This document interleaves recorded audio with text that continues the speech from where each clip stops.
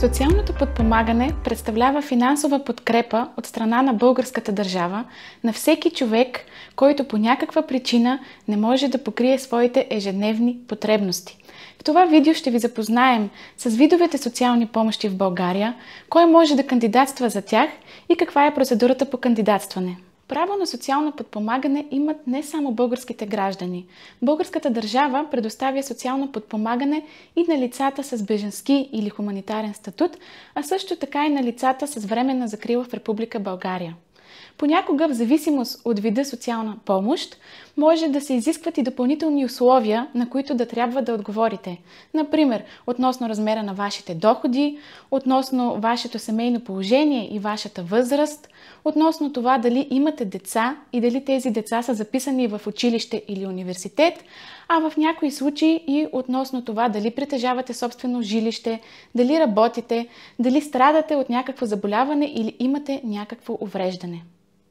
За всички видове социални помощи подавате заявление до дирекция социално подпомагане по вашият настоящ адрес.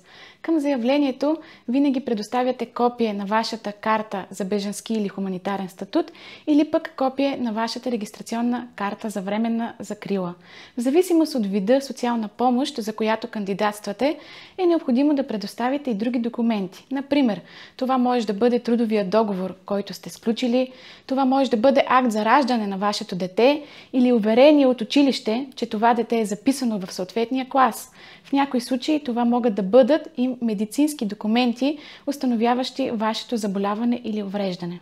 Заявлението може да подадете както лично в дирекция социално подпомагане, така и чрез пощенски оператор с обратна разписка. Важно е винаги да посочвате актуалния си адрес в това заявление, тъй като именно на него ще получите отговор от дирекция социално подпомагане. Възможно е отговорът да бъде отрицателен и социална помощ да не ви бъде предоставена. Важно е да знаете, че в този случай имате 14-дневен срок, в който можете да обжалвате отказа. В тези случаи ви съветваме да потърсите съдействието на адвокат, който да подготви жалба до съда. Има различни помощи, за които може да кандидатствате, като например помощи, които целят да ви помогнат да отгледате детето си, такива, които ви подпомагат в случай, че страдате от заболяване или някакво увреждане и други. В това видео ще ви разкажем за някои от по-важните видове социални помощи. Такава помощ е, например, месечната социална помощ. Тя се предоставя всеки месец, но за да я получите, трябва да отговаряте на определени условия. Едно от най-важните условия е да работите, а ако сте безработен, да сте се записали в бюрото по труда поне 3 месеца преди да кандидатствате. Също така много важно е вашият месечен доход през месеца, предхождащ месеца на подаване на заявлението, да не надвишава определения в закона минимум. Изключения от изискването да работите или да сте записани в бюрото по труда също са предвидени в нашето законодателство. Например, ако сте майка, която отглежда дете до 3 години, ако сте човек, който се грижи за болен родител или друго лице с увреждания, също така, ако сте студент в редовна форма на обучение, не е необходимо да работите или да сте записани в бюрото по труда. Съществуват и социални помощи, които се предоставят еднократно за посрещане на конкретни ваши нужди. Такава е помощта за отопление, която ви се предоставя, за да покриете разходите си през съответния отоплителен сезон. За да ви бъде отпусната такава помощ, вашите месечни доходи през последните 6 месеца не трябва да надхвърлят определения в закона минимум. Също така вие трябва да работите, а ако сте безработен, да сте се регистрирали в бюрото по труда поне 3 месеца преди да кандидатствате. Важно е да знаете, че за да получите такава помощ, не трябва да притежавате повече от едно жилище, като възможно е, разбира се, да живеете и под наем. Друга еднократна помощ, която може да получите, е помощта при раждане. Важно е да знаете, че тази помощ се предоставя независимо от размера на вашите доходи. Обикновено тази помощ се предоставя на майката, но ако това е невъзможно, може да бъде предоставена на бащата или на друг член на семейството. Тази помощ може да получите до навършване на 3 години на вашето дете. Друга еднократна помощ, която също е свързана с отглеждането на деца, е тази помощ, която се предоставя на ученици от 1 до 4 клас или на ученици записани в 8 клас. Важно е да знаете, че когато подавате заявление за такава помощ, следва да предоставите уверение от съответното училище, че вашето дете е записано в съответния клас през съответната учебна година.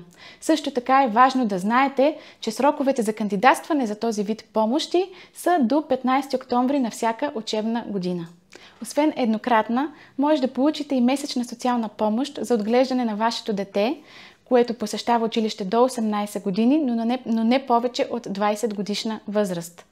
Важно е да знаете, че за да получите такава помощ, все пак има изисквания относно вашия доход.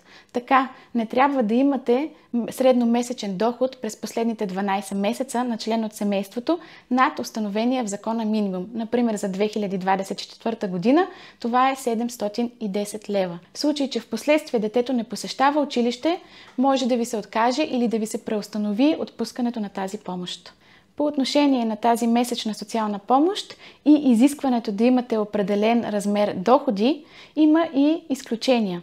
Така, например, ако детето страда от увреждания или други заболявания, ако детето се отглежда не от родители, а от близък роднина или пък от самотни родители, то тогава не е необходимо да отговаряте именно на тези изисквания за определен минимален доход. При необходимост от временно настаняване можете да се обърнете към общината по вашия настоящ адрес и да проверите дали тя не предоставя такъв тип социални услуги.